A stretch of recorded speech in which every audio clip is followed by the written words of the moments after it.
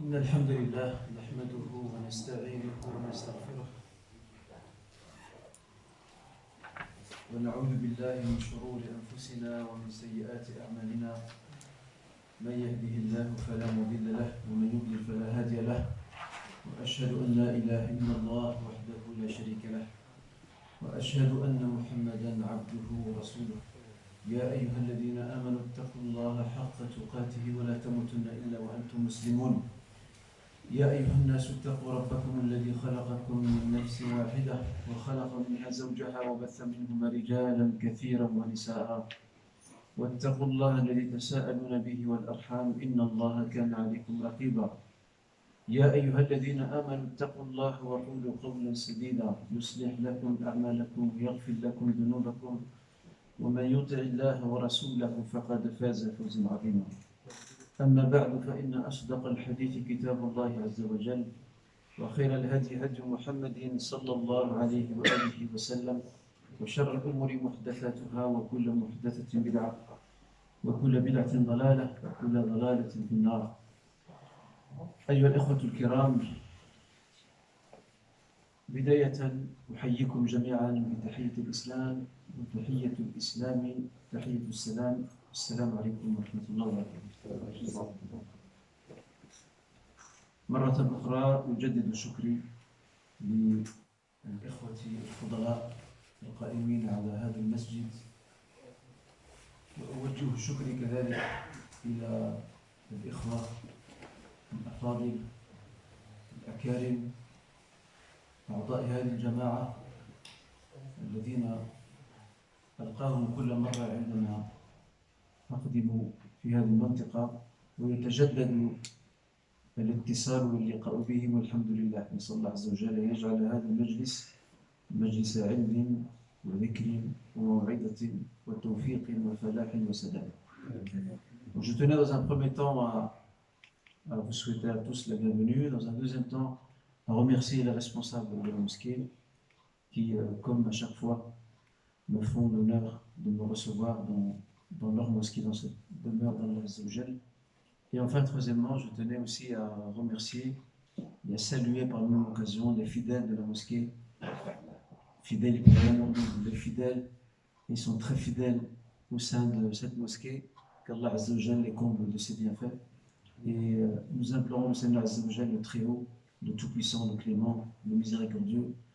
Nous l'invoquons, nous l'implorons pour qu'il fasse de notre assemblée une assemblée de rappel, une assemblée de piété, une assemblée de droiture, une assemblée de conseil, Inch'Allah Ta'ala, et de savoir. اليوم إن شاء الله تعالى سيكون حديثنا على خلاف العادة. سيكون حديثنا إن شاء الله حول قصة امرأة تركت بصماتها في تاريخ الإسلام. Nous allons aujourd'hui nous intéresser à une femme cette fois-ci. Contrairement aux autres fois, où nous avions à chaque fois abordé la biographie d'hommes, de savants, cette fois-ci nous allons nous intéresser à une femme. Une femme qui a laissé des traces. Une femme qui a marqué de son empreinte indélébile l'histoire de l'islam, mais à sa manière. كثيرا ما نتحدث أيها الجمع الكريم في خطبنا ومواعظنا ودروسنا ومحاضراتنا، نتحدث عن رجال أفذاذ صنعوا تاريخ الإسلام ومجده، وسطروا صفحات مشرقة منه. Très souvent, lorsque nous nous consacrons à des sermons ou à des rappels ou à des conférences ou des causeries, nous citons et nous mentionnons bien souvent l'histoire d'hommes qui ont apporté beaucoup de choses, qui ont façonné l'histoire de l'islam, qui ont bâti sa grandeur, bref, qui ont laissé des traces. وهنا أود أن أقف على نقطة مهمة، وهذه النقطة هي أن الناظر في هذا الخطاب السائد يتوهم أو يخيل إليه أن المرأة لم يكن لها وجود، أو على الأقل لم تساهم هي بدورها في بناء الأمة والحضارة. Et j'ai envie de m'arrêter sur un point essentiel dans ce prélude de notre intervention. Ce discours dominant que l'on retrouve dans les mosquées, nos associations, dans les sermons, les conférences, les rappels, et ainsi de suite, et même dans les écrits, dans les ouvrages aussi, et particulièrement ceux traduits en français, nous avons l'impression que la femme n'a joué aucun rôle, que la femme n'a pas participé, elle aussi, à bâtir et édifier la Oumma, son histoire et sa civilisation. وهذه إخوتي في الحقيقة هي مغالطة تاريخية تأباها النفوس الأبية ويجب تصحيحها. Ce fait, ou ce semblant d'évidence, représente une erreur, pour ne pas dire imposture, une erreur historique que refusent les nobles esprits et que nous devons absolument corriger. يجب تصحيح هذه المغالطة التاريخية ولا بد. وذلك أننا إذا قلبنا نظرنا في صفحات التاريخ وتجولنا في الزمن في عمق ذاكرة الأمة وتراثها سنجد إلى جانب رجال تركوا بصمات لا تمحى سنجد إلى جانبهم نساء كثيرات شاركنا بدورهن ولهن إسهاماتهن مستورة في دواوين التاريخ. Si nous faisons un petit voyage dans le temps, si nous remontons la machine du temps et nous partons au cœur même de la mémoire de la Oumma, sa mémoire historique, son patrimoine, sa civilisation, nous allons trouver aux côtés d'hommes qui effectivement ont joué un grand rôle dans l'histoire de l'islam, ont fait des grandes choses, mais nous allons aussi trouver à leur côté de nombreuses femmes qui elles aussi, à leur tour, et quelquefois à leur manière, ont laissé des traces et ont orienté l'histoire. واليوم إن شاء الله تعالى لقاؤنا مع امرأة لم تشتهر كثيرا لكن بالتأكيد تركت أثرا ما في تاريخ الإسلام وفي سيرة العلماء الأعلام. On va aujourd'hui traiter d'une femme. C'est vrai que cette femme dont nous allons aborder les grandes lignes de sa biographie, cette femme, elle n'est pas très connue, c'est vrai. Mais n'empêche, cette femme, le plus important pour nous, c'est de savoir qu'elle a laissé des traces. Et que c'est à nous d'aller la découvrir. علينا نحن أن نقوم برحلة لاستكشافها ولمعرفة ما قامت به. C'est à nous de partir à sa rencontre pour voir ce qu'elle a fait exactement. Et ce qu'elle a apporté à la Oumma. هذه المرأة لها أثر ويد واضحة في صياغة شخصية عالم من عظماء علماء الأمة.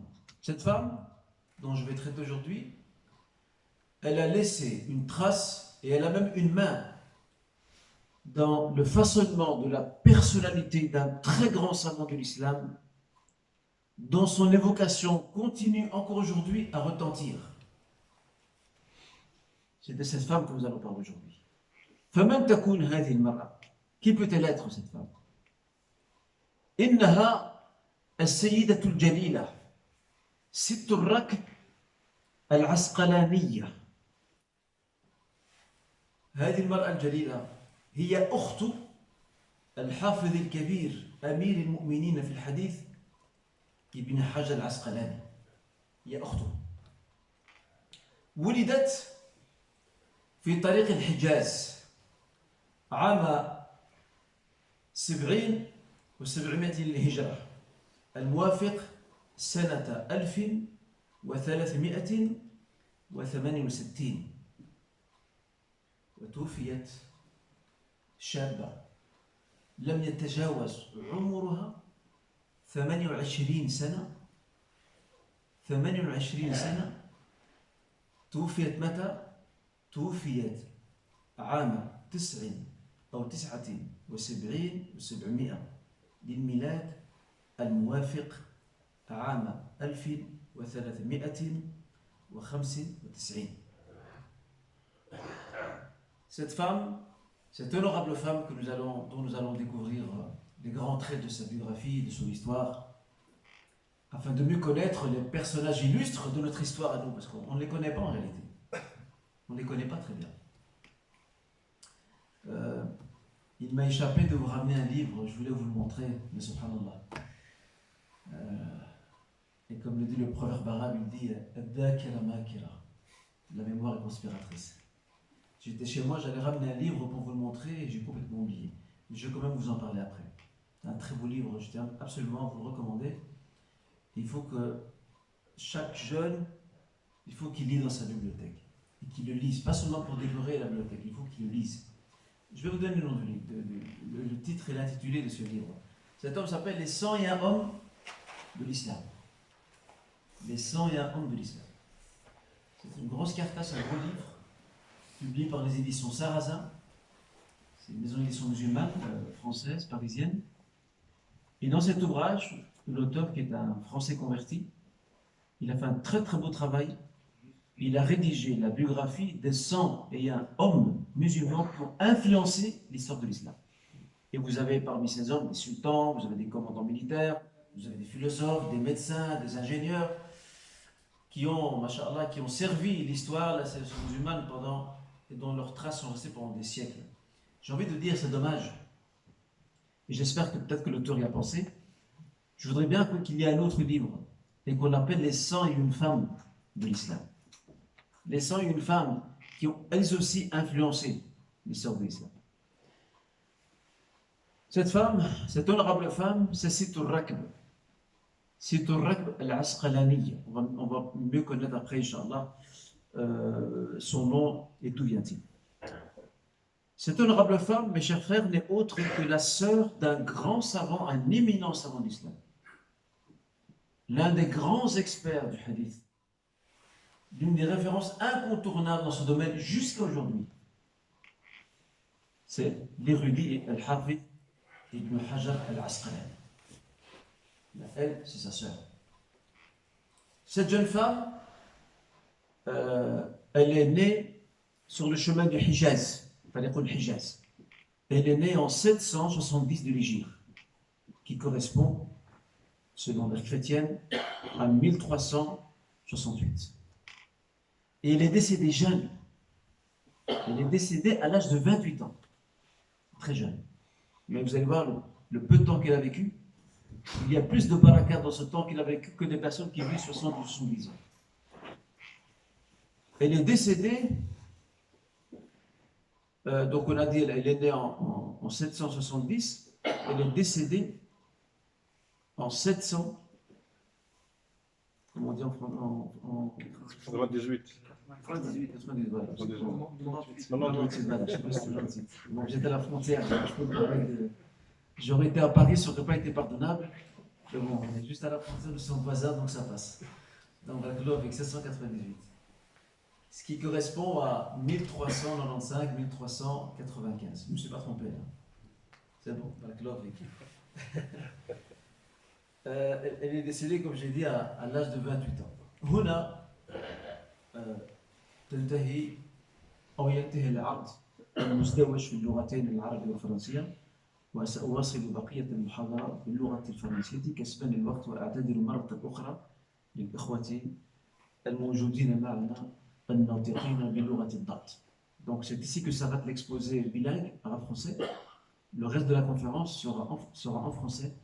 Et comme je le disais à l'instant, je tiens à m'excuser vivement auprès de nos honorables frères arabophones parce que le temps nous manque et je me contenterai de traiter le reste du sujet en français, Inch'Allah. On va d'abord commencer par la raison pour laquelle on lui a donné ce prénom, Situr Rakb. C'est un prénom qui paraît un peu bizarre. On a l'habitude, Zainab, Fatima, Hafsa, comment dirais-je, parmi les prénoms les plus connus, Saouda et ainsi de suite. Mais ici, on a un prénom assez particulier, Situr Rakb. Pourquoi son père l'a-t-il appelé ainsi? Eh bien, il y a une raison très anecdotique. En fait, la sœur de ce grand savant, elle est née, on l'a dit, sur le chemin du Hijaz. En fait, elle est née sur le chemin qui conduisait ses parents au pèlerinage. Sur le chemin en partant faire le Hajj, donc sur la route du Hijaz, en milieu de chemin, elle vit au monde.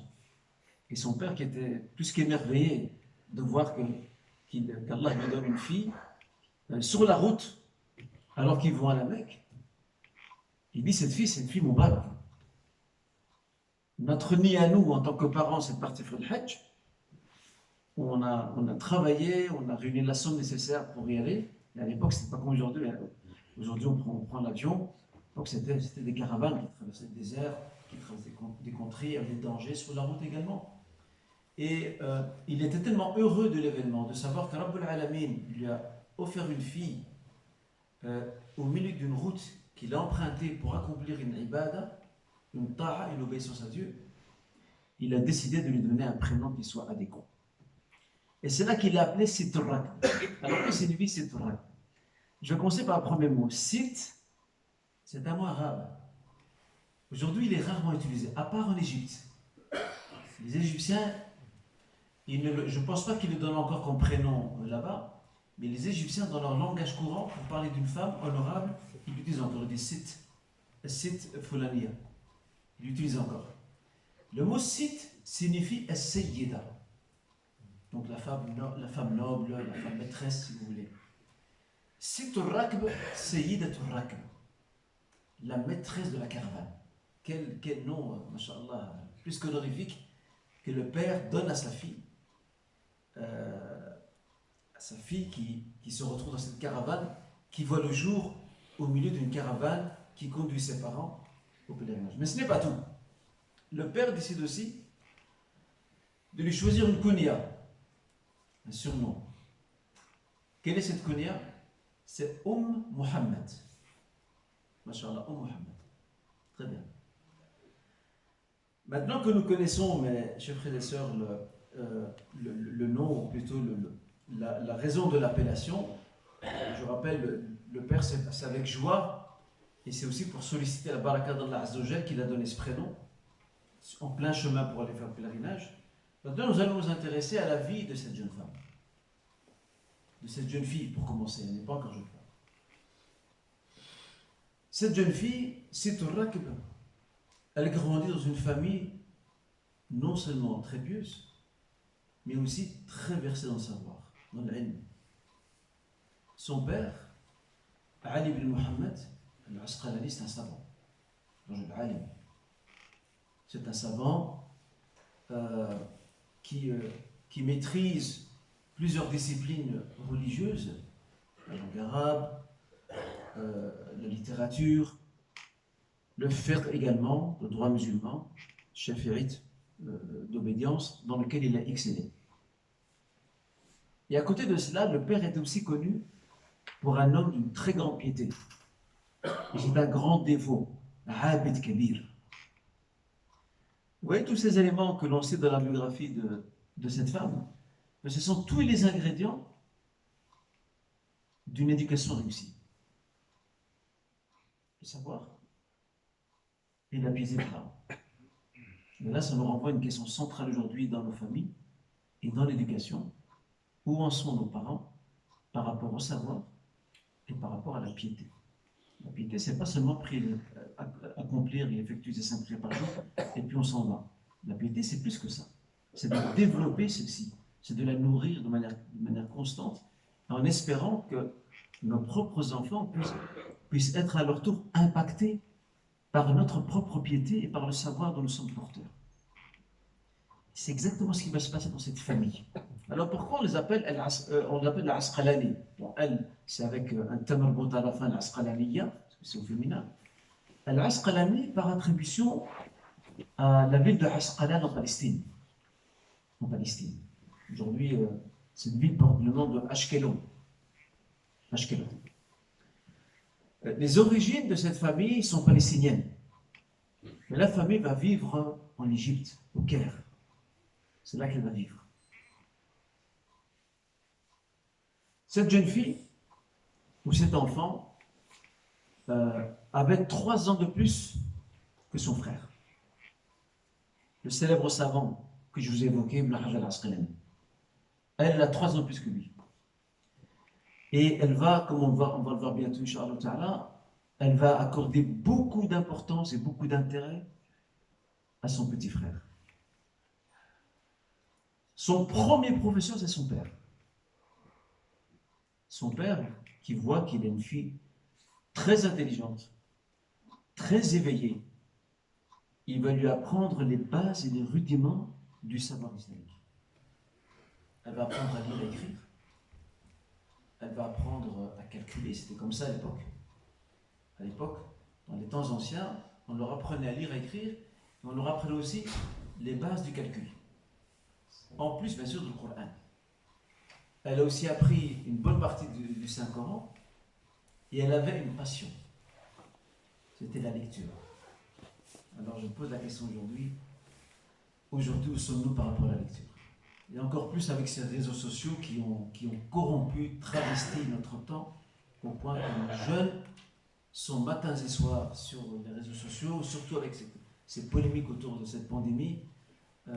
Voilà, ils ne lâchent plus leur téléphone ou leur portable ou leur PC, au détriment de livres qui peuvent leur apporter un savoir, une sagesse, une clairvoyance, et qui peuvent aussi les aider, avant tout le Coran Karim, on est d'accord là-dessus, et qui peuvent aussi participer à leur propre éducation. Alors, elle va également, sous la férule de son père, elle va également, et même après la mort de son père, comme on va le voir, Inch'Allah, elle va également prendre le savoir à la Mecque, à Damas, au Caire, et aussi dans d'autres grandes villes qui étaient connues pour des centres du savoir. Tout comme son père va lui donner va lui concéder ce qu'on appelle des ijazat. Ijazat, ce sont des permissions scientifiques, théologiques, à travers lesquelles le savant dit à son élève: je te donne la transmission de ce savoir ou de ce livre, tu peux à ton tour l'enseigner, le dispenser. Donc, ce bagage de connaissances qu'avait le père, il va, en plus de le lui apprendre, il va aussi veiller à lui donner des ijazas. Et le fait qu'elle ait une ijaza, à l'époque, c'est très honorifique. Parce qu'elle s'inscrit dans une chaîne de transmission. Donc elle est l'élève de son père, dans la chaîne de transmission, il y a son père, puis elle est professeur de son père et ça monte. Et ça, c'est quelque chose d'assez intéressant en soi, de voir un papa qui a autant d'intérêt, autant de préoccupations à ce que sa fille, vu que c'est la plus grande qu'il a, sa fille soit une femme instruite et surtout une femme savante. Et ça contraste beaucoup avec une éducation qui a prévalu dans nos familles pendant des siècles, avant de parler de décennies, pendant des siècles, où certains parents, pensant bien faire, consacraient tous leurs efforts vers des garçons au détriment des filles. Pourquoi? Parce que la mentalité de l'époque disait, ou suggérait que les garçons, on doit s'en occuper parce que ce sont eux qui vont travailler demain, ce sont eux qui vont bâtir leur foyer. Quant aux filles, demain elles vont se marier, elles seront sous l'autorité de leur mari. Donc on va les négliger. Ce qui est une erreur en soi. Parce que la première personne qui éduque une famille, ce n'est pas le mari, c'est l'épouse. Et si un père investit dans sa fille, tout comme il investit dans son fils, et Inch'Allah, il y a de fortes chances, de voir que cette fille qui demain deviendra maman, elle pourra transmettre un socle de valeurs et surtout un socle de savoir à ses propres enfants. Mais si la fille demain, elle se marie, elle est ignorante, que va-t-elle sortir ou que laissera-t-elle derrière elle? Et ça, malheureusement, c'est une mentalité qui a... Bon, alhamdoulilah, ça commence à changer maintenant, mais elle a quand même fait beaucoup de dégâts dans nos sociétés musulmanes, et même dans nos communautés musulmanes d'Europe et d'Occident, parce que nos parents pensaient bien faire. Ils consacrent toutes leurs efforts, soit les garçons et les filles, laissent-les près de leur mère. De toute façon, demain, elles seront mariées, on n'aura plus à nous en occuper. C'est une erreur. Dans l'éducation, on ne fait pas de différence entre un garçon et une fille. Ici, le papa ici, ce savant, donc Ali ibn Muhammad al-Asqalani, le plus grand de ses enfants, c'est une fille.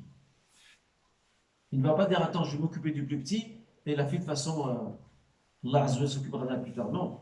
Il va consacrer beaucoup de temps pour sa fille et lui donner ce qu'il a comme savoir et se préoccuper d'elle.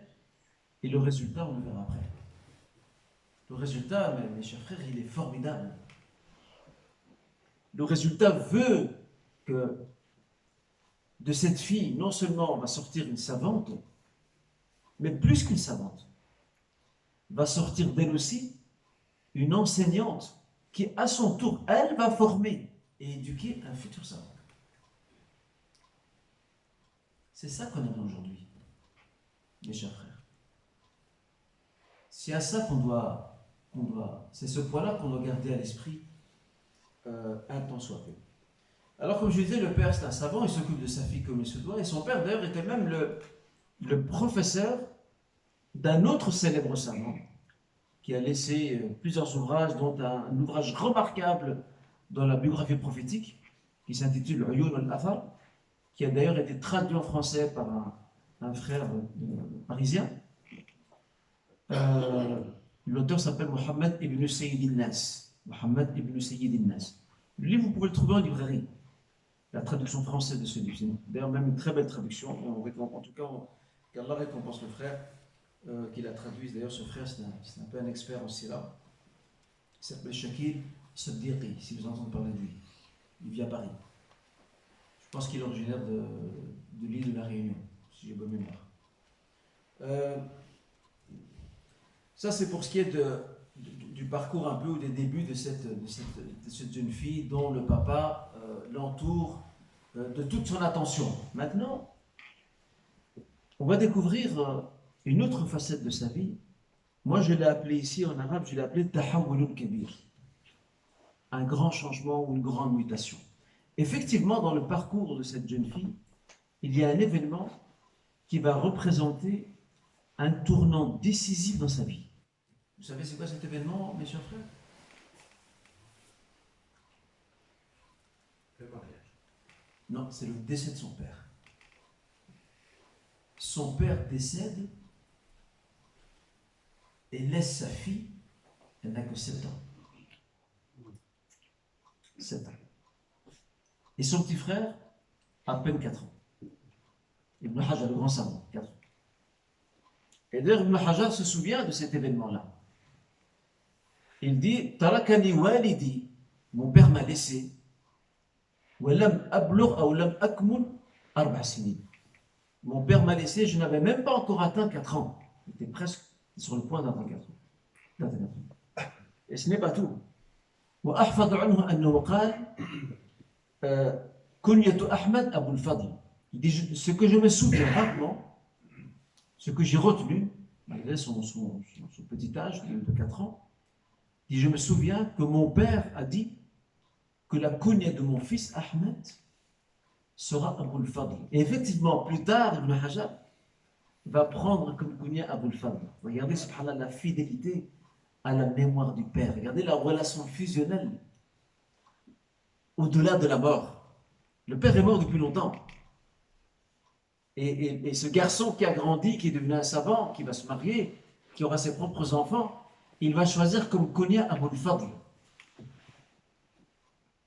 afin d'honorer la mémoire de son père. Regardez cette relation fusionnelle. C'est là qu'on voit que le père a laissé une trace. Il a laissé un impact sur ses enfants.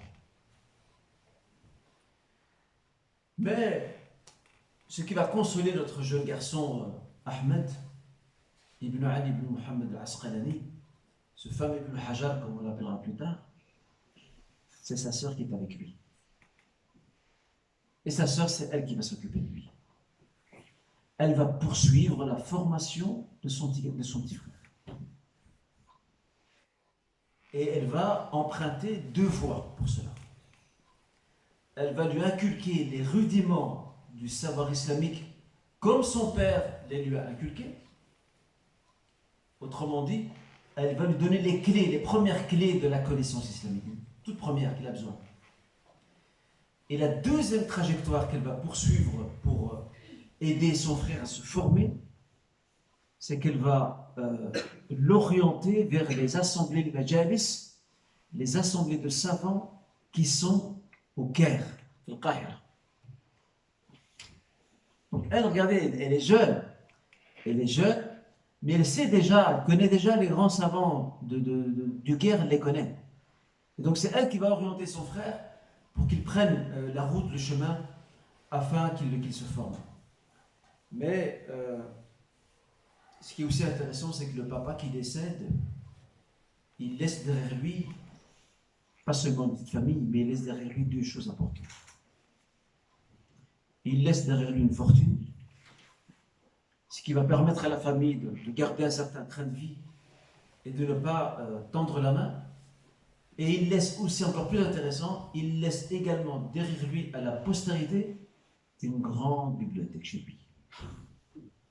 Très grande bibliothèque. On dit Maktabatun Amira, une bibliothèque chargée de livres.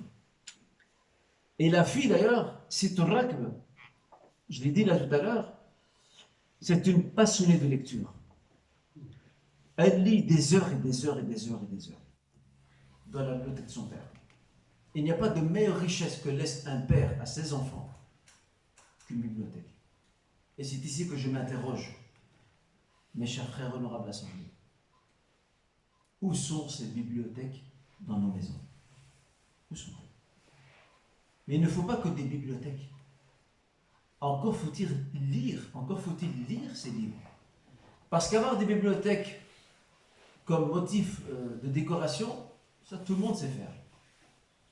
Mais avoir une bibliothèque où les enfants voient leurs parents s'intéresser aux livres, les enfants voient leurs parents lire, il y a, Inch'Allah, de fortes chances que ces enfants soient à leur tour, ou que leurs enfants soient à leur tour influencés, et qu'ils prennent à leur tour le même chemin, et qu'ils s'assiedent à leur tour pour lire, et pour consulter un livre. Mais ça, c'est triste à dire. Pourtant, nous sommes la communauté de Iqra. Subhanallah, c'est le premier verset révélé à Muhammad sallallahu alayhi wa sallam. Iqra, bismi rabbika alladhi khalaq. Et pourtant, ce fameux Iqra, cette fameuse devise de la Ummah, a perdu pratiquement toutes ses lettres de noblesse. Je ne parle même pas de la société, je parle nous de la communauté déjà. On ne lit plus beaucoup, malheureusement. Très peu. Très très peu. Alors mon souhait, Inch'Allah, c'est de voir nos parents, nos chers parents, nos jeunes aussi, surtout, c'est qu'ils se constituent une bibliothèque chez eux à la maison. Ce qui m'étonne, c'est qu'il y a des frères, Masha'Allah, et ça vaut aussi pour les sœurs dans leurs activités, il y a des frères qui sont capables d'organiser leur semaine d'une façon disciplinée, discipline militaire. Il a 3 jours de sport dans la semaine, il ne veut rien savoir. De 18h à 21h ou de 18h à 20h, tel jour, il est dans la salle de sport. Et pour rien au monde, il va abandonner ça. Et des fois pendant des années. Et tu n'arrives pas à décrocher une demi-heure? Et pourquoi pas 1 heure de tout ton temps pour t'asseoir? Bien sûr, on prend le Coran Al-Karim, ça on est d'accord là-dessus. Mais en plus de cela, de t'asseoir près d'un livre et de lire. Croyez-moi, nous n'avons pas d'excuses. En fait, on s'invente des excuses. Et l'expression, elle est connue. L'expression nous dit les excuses sont faites pour s'en servir. C'est ce que dit l'expression.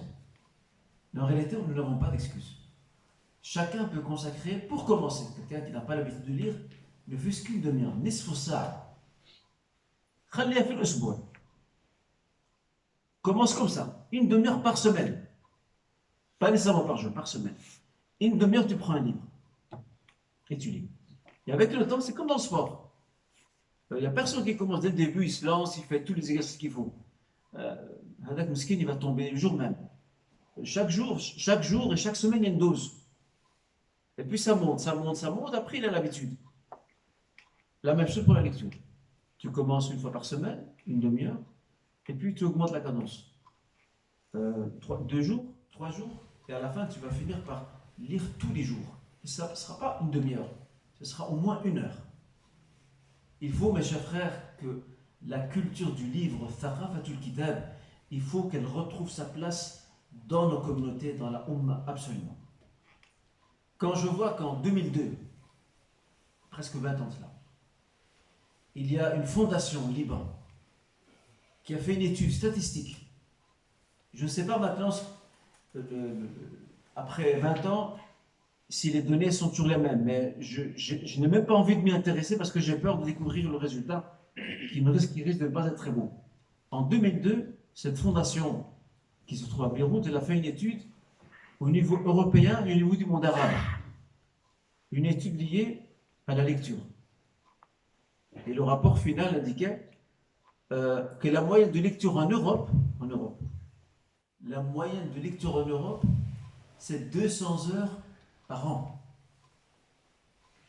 Dans le monde arabe, c'est 6 minutes par an. 6 minutes par an. C'est choquant. Alors que nous sommes Ummatu Iqra. Est-ce que c'est pas honteux? N'est-ce pas honteux, mes chers frères? Nous sommes Ummatu Iqra. 6 minutes par an.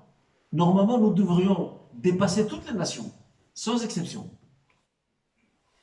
J'espère, Inch'Allah, que ce message, alors que nous parlons de Situr Rakb, une passionnée de lecture, une femme qui s'est formée auprès de son père, auprès de savants, et qui a continué sa formation par la lecture jusqu'à sa mort. J'espère, Inch'Allah, que nous allons nous réconcilier avant tout avec le livre d'Allah, bien sûr, et aussi, nous allons nous réconcilier avec le livre tout court. Inch'Allah.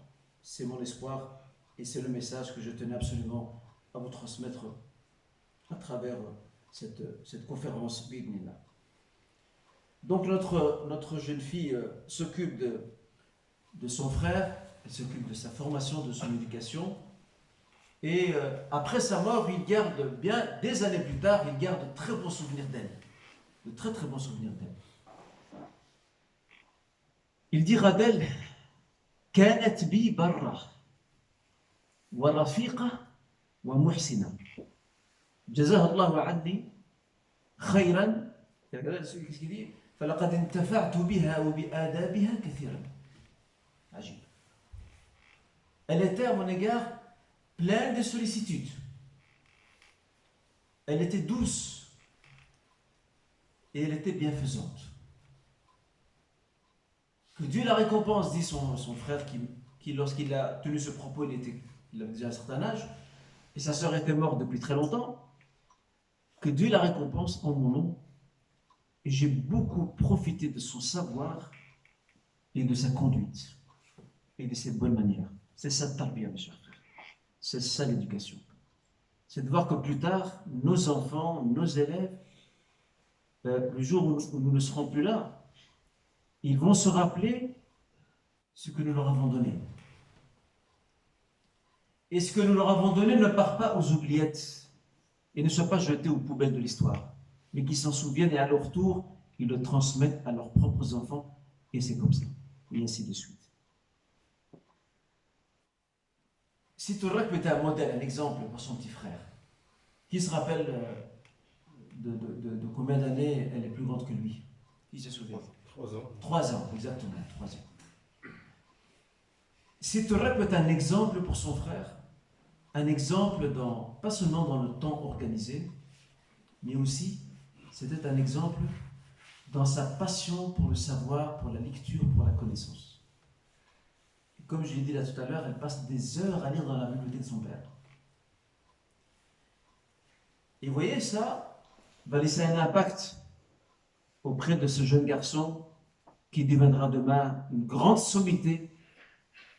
Ahmed ibn Ali ibn Muhammad ibn Hajar al-Asqalani, al-Hafid Amir al-Mu'minin, l'érudit, le commandeur des croyants dans le hadith, comme on l'a surnommé, ça va laisser une trace en lui. Et bien sûr, logiquement, il va emboîter son pas. Il deviendra comme elle. Il dira de sa sœur, il nous fera part d'un témoignage élogieux à l'égard de sa sœur. Il dira: كانت قارئة كاتبة وعجوبة في الذكاء. كانت قارئة, c'est une lectrice, une grande lectrice. Katiba, attention, Katiba, et c'est là que j'attire votre attention pour un exercice de traduction. Quand on fait un travail de traduction d'un texte littéraire qui date d'une certaine époque, on doit toujours tenir compte de l'usage du terme durant cette époque. Katiba, aujourd'hui, nous le traduirons par écrivain ou écrivaine. Aujourd'hui. Mais à l'époque, Katiba avait une autre signification. C'est transcriptrice du savoir. Elle transcrit, elle réécrit le savoir, ce qu'elle a appris. Vous voyez, faites attention s'il y a des traducteurs parmi vous et qui sont un jour amenés à traduire des textes littéraires médiévaux ou des textes religieux médiévaux, qu'ils fassent beaucoup attention à ce qu'on appelle al-isti'mal al-urfi. Donc l'utilisation usuelle de certains termes qui n'ont pas la même explication aujourd'hui par rapport à l'époque ancienne. Et ça, d'expérience, je vois beaucoup de traducteurs qui font ces erreurs-là. Et des fois même, c'est l'erreur aussi liée des fois à des termes religieux qu'eux ne comprennent pas. Je donne un exemple. Dans plusieurs hadiths, le prophète parle de hakim. Le hakim kada, le hakim kada. J'ai eu à relire certaines traductions d'ouvrages avant qu'ils soient édités. Et le traducteur, par quoi traduisait-il la parole prophétique al-hakim? Il traduisait ça par, écoutez bien, par dirigeant, gouvernant. Non, non. C'est pas de ça qu'il s'agit. Lorsque le prophète utilise le mot hakim, c'est al-qadi, c'est le juge. Alladhi yahkumu bayna an-nas. Vous voyez un peu l'usage des mots, comment il peut changer d'une époque à une autre. Et ça, pour les frères qui sont dans la traduction, mais qu'ils fassent attention à ce point-là, Inch'Allah. Donc, Ibn Hajar dit, parlant de sa sœur, Kanat qari'atan katibatan u'jubatan fi daka. C'était une lectrice, une transcriptrice du savoir, et elle était une merveille dans l'intelligence. C'est pas par hasard que lorsque son père a vu que c'est une fille très éveillée, il a investi dans sa fille au niveau du savoir. Et ça c'est l'un des gâchis qu'on voit dans nos familles. Dans beaucoup de nos familles, il y a des enfants qui ont des potentiels, c'est des potentiels monstrueux d'intelligence. Et malheureusement, ces potentiels immenses qu'ont ces enfants sont très souvent sacrifiés par leurs parents au nom de la négligence et de l'insouciance. Je me rappelle dans les années 80, j'étais adolescent à l'époque, on avait une rencontre avec un chercheur soudanais qui était venu de Washington. Et était assis à notre table un jeune garçon qui était plus jeune que moi, je pense qu'il avait 11 ans, un truc comme ça à l'époque. Et j'étais étonné, ce garçon de 11 ans, qui posait des questions à ce chercheur, à cet universitaire soudanais. Il lui posait des questions très pointilleuses. Il n'a que 11 ans. Je suis resté bouche bée. Après la fin de la rencontre, j'ai discuté avec l'organisateur de cette table ronde que l'on a faite avec le chercheur soudanais. Je lui ai dit, qui est ce garçon? Il n'a que 11 ans. C'est un gamin, il est assis à notre table. Le frère me dit, l'organisateur, il me dit, ce garçon, c'est un garçon, s'il continue comme ça va être quelqu'un de très brillant. Il est très très intelligent. Eh bien, malheureusement, ses parents n'ont pas tenu compte de ça. Des années plus tard, je l'ai revu dans un quartier bruxellois, cigarette en bouche, et je ne vous donne pas les autres détails par rapport à ça. Il est parti dans la délinquance. Et quelquefois, la délinquance de certains adolescents, c'est une rébellion contre leurs parents. Parce que leurs parents n'ont jamais tendu l'oreille à leur sollicitude, à leurs demandes, à leurs requêtes. Et c'est comme ça qu'ils se rebellent, par la délinquance. Qu'Allah préserve nos jeunes et nos ados de la délinquance et de l'errement. C'est des messages qu'eux envoient.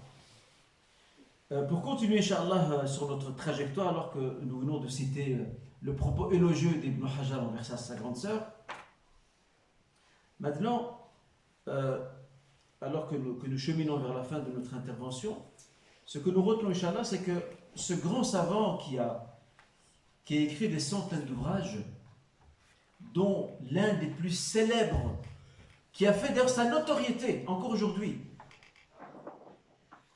c'est son fameux commentaire de Sahih Bukhari, Fath al-Bari. Fath al-Bari, lui, Sharh Sahih Bukhari, dans les différentes éditions arabes, il est entre 10, 12 ou 15 volumes, ça dépend de l'édition. Cet ouvrage, depuis cette époque, nous sommes, je vous le rappelle, nous sommes entre le 8e et le 9e siècle de l'Hégire, et entre le 14e et le 15e siècle de l'ère chrétienne. Depuis cette époque jusqu'à aujourd'hui, ce livre est toujours enseigné. enseigner dans des cours, dans des mosquées, enseigner dans des classes, des amphithéâtres, dans les universités, dans les pays musulmans, dans des instituts de théologie, etc. Et même les chercheurs, jusqu'aujourd'hui, et même les chercheurs, les savants, les imams, les prédicateurs, consultent ce livre très très souvent. D'ailleurs, il n'y a pas un homme de science chez qui vous ne trouvez pas ce livre chez lui. C'est un livre incontournable. Et j'aime à citer cette belle parole dite par un savant yéménite du 19e siècle, Mohammed ibn Ali Shawkani, qui était une sommité en son temps aussi. Quelqu'un est venu le voir et lui a dit cher professeur, ne souhaiterais-tu pas nous produire un commentaire de Sahih Bukhari? Toi aussi. Rajul Alim, c'est un grand savant. Shawkani était un grand savant. Et l'un de ses élèves lui suggère cette idée. Pourquoi tu ne commenterais pas toi aussi Sahih Bukhari? Regardez l'humilité, subhanallah, l'humilité des savants. Il a dit la hijrata ba'da al-fath. Ça, c'est un hadith prophétique. Il n'y a pas de hijra après le fath. Le fath, c'était la conquête de la Mecque. Il n'y a plus de hijra après le fath. En fait, il a utilisé une parole prophétique pour en faire une expression afin d'indiquer que depuis qu'existe Fath al-Bari, le commentaire de Sahih al-Bukhari d'Ibn Hajar al-Asqalani, le petit frère de Sitt al-Rakb al-Asqalaniya, depuis que ce commentaire existe, nous sommes, je vous le rappelle, nous sommes au 15e siècle de l'ère chrétienne, alors que notre personnage, lui, vit au 19e siècle. Depuis que ce livre existe, nous n'avons pas le droit de nous en écarter pour écrire un nouveau commentaire. Regardez l'humilité de ce savant et surtout la reconnaissance de ce livre qui, je le rappelle, fait encore autorité aujourd'hui. Ce garçon ou ce futur savant, c'est à l'ombre de sa sœur, de sa grande sœur, qu'il va apprendre, qu'il va s'éduquer, qu'il va s'élever et qui va gravir les échelons du savoir jusqu'à devenir non seulement un alim mujtahid, un savant doté des outils de l'ijtihad, mais aussi un expert incontournable dans la connaissance de la tradition prophétique, as-sunnatul nabawiyyatul mutahhara. Et c'est ainsi qu'il va entrer par la grande porte de la notoriété à travers tous les siècles jusqu'à aujourd'hui. Tandis que sa sœur, elle, son souvenir va quelque peu s'occulter. Et c'est là qu'on comprend la fameuse expression Wara'a kulli azim imra. Derrière tout grand homme, il y a une femme. L'histoire a fait en sorte qu'aujourd'hui, on connaît mieux et plus au sujet de l'érudit Al-Hajj ibn Hajar al-Asqalani qu'on en connaît sur sa sœur. Alors que c'est elle qui l'a éduquée. Un mot aussi que je voudrais partager avec vous. Elle est décédée, comme je l'ai indiqué, à l'âge de 28 ans. Mais entre-temps, elle s'était mariée. Elle s'était mariée avec un jeune homme de science qui n'était pas très connu, qui s'appelait Mohammed As-Siraj al-Khamrouni. Rahimahullah. Et en se mariant avec lui, son mari, et ça c'est formidable, son mari l'a soutenu dans son effort consistant à toujours garder sous son aile son petit frère, ou son plus jeune frère. Il l'a soutenu là-dedans. Et c'est ça la complicité conjugale dans l'éducation. Et elle aura 2 enfants. Elle aura un fils qu'elle a appelé Mohammed. Et ceci correspond exactement à ce que son père avait souhaité, que sa kunya à elle soit Mohammed, la mère de Mohammed. Et elle aura aussi une fille. Elle a donné un très beau prénom à sa fille. Elle l'a appelée Fawz, qui signifie réussite. Mais l'histoire est faite d'aléas et l'histoire ne nous a pas donné davantage d'informations sur ses enfants et elle. On ne sait pas ce qui s'est passé après. Qu'est-ce qu'ils sont devenus? Que sont-ils devenus, ce Mohammed et cette Fawz? On n'en sait rien. Mais ce qu'on retient, c'est que cette femme musulmane, cette femme savante, cette jeune femme savante qui est décédée à l'âge de 28 ans, elle a eu le temps de semer les graines suffisantes et nécessaires pour que l'arbre pousse à son aise et prend son temps. Et elle laisse derrière elle un jeune garçon qui est déjà bien outillé au niveau du savoir. Quel âge avait Ibn Hajar à ce moment-là, à ce année? Pour ceux qui sont forts en maths. 25 ans, exactement. À 25 ans, mes chers frères, Ibn Hajar est déjà un savant connu au Caire. C'est déjà, elle peut s'éteindre et laisser elle n'a plus à craindre pour son jeune frère. C'est déjà un savant, il a déjà construit sa réputation dans la ville du Caire, et pas seulement au Caire, même dans d'autres villes avoisinantes, à Bagdad, à la Mecque, à Médine et aussi à Damas, parce qu'il a aussi voyagé également. Dans tous les cas, elle a semé des graines et l'arbre a poussé et il va encore pousser. Parce que bien plus tard, il va davantage se faire connaître par ses centaines d'ouvrages, par ses élèves. Et lui aussi a eu 50 professeurs femmes. 50 femmes, vous imaginez, 50 femmes qui ont été ses professeurs.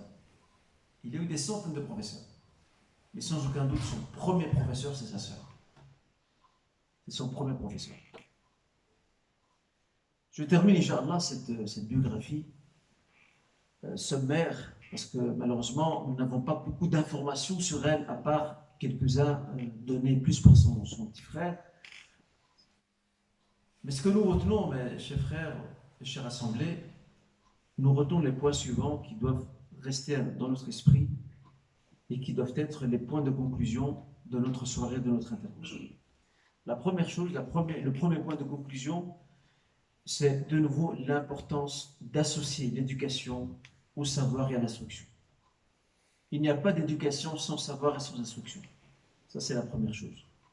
La deuxième chose qu'on retient également, c'est qu'on ne fait pas de différence dans l'éducation entre les garçons et les filles. La troisième chose, troisième point de conclusion, lorsque nous avons des enfants qui sont très éveillés, eh bien, c'est là que nous allons redoubler d'efforts. Nous allons redoubler d'efforts pour investir dans ces enfants. Et ce que j'ai envie aussi de dire à nos frères, je m'excuse devant mon cher frère Mohamed, j'ai envie de dire à tous les responsables de mosquées, et pardonnez-moi pour cette franchise, nous avons beaucoup investi dans la pierre, dans la brique, dans les piliers des mosquées. Mais nous n'avons pas investi dans l'humain. On a plein de belles mosquées, alhamdoulilah, c'est bien. Il y a beaucoup de mosquées en Europe. Mais qu'ont produit ces mosquées, mes chers frères? Qu'ont-elles produit? Je ne vais pas être ingrat. Oui, il y a des mosquées qui, masha'Allah, ont permis à des enfants, garçons et filles, d'apprendre le Coran par cœur. Ces enfants, demain, sont devenus des imams dans certaines mosquées. Mais lorsqu'on compare le chiffre, même les statistiques, par rapport à ce que nos mosquées peuvent faire, elles peuvent en faire davantage, mais elles n'ont pas fait jusqu'aujourd'hui. Après près de 50 ans de présence sur le sol européen, la plupart des frères de nos jeunes imams, de nos hommes et femmes savants en Europe, la plupart d'entre eux ont été formés à l'étranger. Et pas ici. Pas dans nos mosquées. Je ne dis pas qu'ils n'ont rien appris à la mosquée. Certainement, ils ont appris des choses. Mais ce qu'on veut, nous, c'est que nos mosquées soient le vrai creuset. C'est là qu'on forme nos garçons et nos filles. Les hommes et les femmes de demain. Et même s'ils ne deviennent pas savants, le simple fait qu'ils partent de la mosquée avec un certain bagage, avec une certaine conscience, avec une certaine clairvoyance, avec une certaine éducation, et qu'après ils fassent médecine ou droit ou n'importe quel domaine, ce n'est pas grave, c'est bien même. Mais au moins, ce seront des frères et sœurs, des enfants, des garçons et filles qui seront utiles pour leur société, pour la communauté, et Inch'Allah pour l'humanité, parce que c'est le message premier des musulmans. On ne travaille pas seulement pour la communauté. Rabbul Alamin, lorsqu'il envoie Mohammed, c'est ce qu'il dit. Il dit pas « Ma arsalnaka rahmatan li ummatik ». Il n'a pas dit ça. « Wa ma arsalnaka rahmatan li jazira al-arabiyya ». Il n'a pas dit ça. « Wa ma arsalnaka rahmatan lil arab ». Non. « Wa ma arsalnaka illa rahmatan lil alamin ». Le monde entier. Et c'est comme ça qu'on veut demain nos enfants dans nos mosquées. Et ça, c'est un autre point de conclusion que je veux apporter dans mon intervention, que les mosquées investissent maintenant qu'elles sont construites, alhamdoulilah, le confort y est, tout est aménagé, que maintenant on investisse dans nos jeunes, dans nos enfants. Et que l'intention ikhlas y est, pour voir les résultats futurs, Inch'Allah ta'ala. Je termine sur un dernier point, Inch'Allah, dans cette conclusion que je souhaitais partager avec vous. Je l'ai dit, je le répète encore, et je voudrais marteler les esprits, le livre, mes chers frères, le livre. Revenir au livre avec un grand N, Al-Qur'an Karim d'abord, et revenir au livre, la lecture, mes chers frères. On ne lit pas beaucoup. Il y a un proverbe arabe qui dit, j'aime bien citer. Subhanallah, il y a un proverbe arabe qui dit ceci. Wallah, j'aime beaucoup ce proverbe, et j'aimerais le partager avec vous.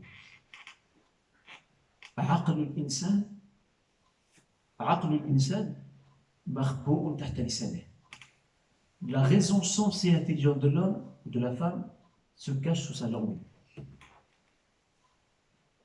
Au plus que tu es instruit, au plus tu améliores ton vocabulaire, tu deviens encore plus intelligent, tu t'ouvres sur le monde, tu apprends la nuance, tu deviens utile, tu es une personne éduquée et instruite. Eh bien, c'est à ce niveau-là que nous voulons retrouver notre communauté. Et nos communautés musulmanes, pas seulement ici, partout. Et nos sociétés musulmanes. C'est qu'on revoit de nouvelles générations qui vont redresser la Ummah qui souffre aujourd'hui. Elle souffre de l'ignorance. Elle souffre du manque d'éducation. C'est là-dessus qu'il faut travailler. Et ça, c'est un message que je passe à tous mes frères, toutes mes sœurs. Et je le réserve particulièrement aux parents, et je le réserve encore davantage aux responsables de mosquées, de mettre dans nos mosquées une petite bibliothèque et de permettre à nos jeunes, entre par exemple à un certain moment de la journée, pourquoi pas organiser des séances, que nos jeunes puissent venir prendre un livre, s'asseoir et lire. Et je citerai, et je termine là-dessus, Inch'Allah, je citerai l'expérience pionnière à Bruxelles d'une mosquée, une mosquée dans laquelle j'ai grandi d'ailleurs, la mosquée de Mouahidine. Il y a maintenant un an de cela, presque un an, l'équipe de jeunes et un comité de jeunes qui gèrent les activités de la mosquée, que Dieu les récompense, ils ont mis, c'est une première à Bruxelles et même en Belgique, ils ont mis sur pied une bibliothèque accessible aux jeunes. Une bibliothèque en arabe et en français. Tu viens t'asseoir, il n'y a pas d'emprunt de livre, parce que ça malheureusement ça ne marche pas chez nous. Parce que celui qui emprunte le livre, il ne le remet jamais. Il est parti. Il croit que le livre qu'il a pris avec lui, c'est une sadaqa jariya. Jamais. Non. Tu viens sur place, tu t'assieds et tu lis. Ils ont organisé un timing avec des heures de lecture. Et machin, il y a des jeunes qui viennent. Ils ont découvert qu'il y a des jeunes qui sont intéressés. Mais il faut développer le mouvement. Et c'est par ce chemin-là que la Ummah va se faire respecter. C'est par ce chemin-là que nos générations de demain, Inch'Allah, seront celles du redressement de nos communautés, de nos sociétés, de la Ummah. Et qu'on puisse, à notre tour, au sein des sociétés dans lesquelles on vit, qu'on apporte notre plus-value, notre valeur ajoutée. Parce qu'elle est absente, notre plus-value. Nous, aujourd'hui, dans nos sociétés occidentales, nous n'avons pas, il faut dire clairement, les frères, nous n'avons pas voix au chapitre. Parce qu'on n'a rien à proposer. Nous n'avons rien à proposer. Eh bien, demain, nous pouvons proposer quelque chose. Mais pour ça, il faut passer par ce chemin-là. La lecture. Je ne cesserai d'insister là-dessus. Barakallahu fikum, mes chers frères. Subhanak Allahumma hamdik, ashhadu an la ilaha illa anta, astaghfiruka wa atubu ilayk, wa salli wa sallam ala Muhammad, wa ala alihi wa sahbihi ajma'in, wa akhiru da'wana alhamdulillahi rabbil alamin. Et la prochaine conférence, Inch'Allah, sera consacrée à une autre femme savante, mais je ne vous en dis pas plus. Barakallahu fikum, wa salam alaykum wa rahmatullah.